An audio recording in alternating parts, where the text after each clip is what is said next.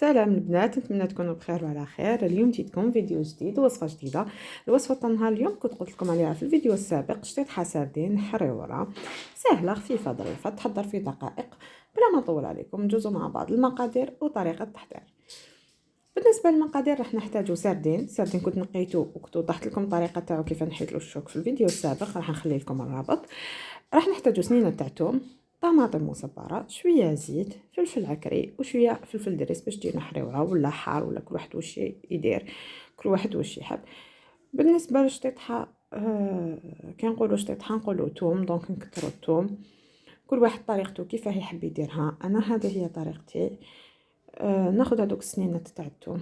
انا كنت درت رطيل تاع سردين، دونك ما كثرتش، درت 5 سنينات ثوم هكذاك ولا 6 على حسب الكميه تاع السردين تاعكم.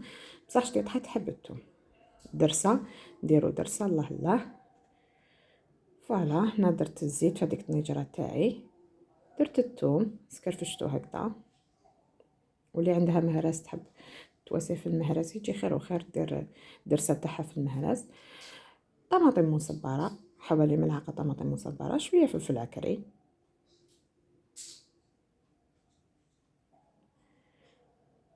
وفليفله ولا فلفل دريس ولا قلت لكم تقدروا ديروه مامون بودغ باش تجيكم هكاك توزوز. وهنا درت لها شويه ما ونقليها الماء هذاك باش ما تحرقليش هذيك الطوماطيش والثوم. نبقى نقلب فيها حتى تتقلى لي هذيك الثوم مليح، شوفوا كيما كنتو تشوفوا، وتولي لي عاقده هذيك الدرسه.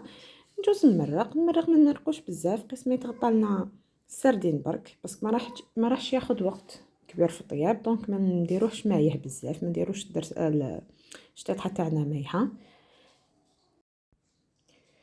ونحط السردين تاعي هكذا نستفو في الطنجره بالوحده كما كنتو تشوفوا.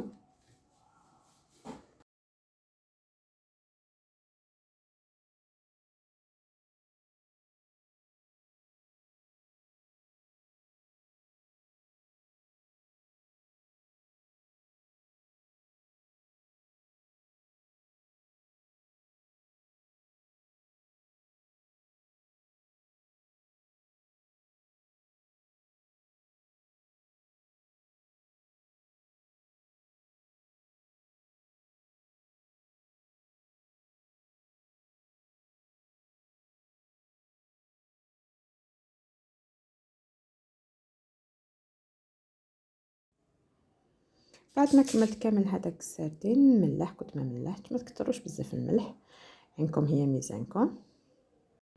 فوالا نحاول نغطي السردين كامل بهذيك المريقه ونغطي عليها ونخليه يطيب ونقدمه مع رشه معدنوس وعصره قارص. ما بقى لي غير نقول لكم نتمنى تجربوا طريقتي، ولا عجبتكم ما تنسوش تخلوا لي تعليقاتكم ولايكات. تاكلوها بالصحه والراحه، في امان الله.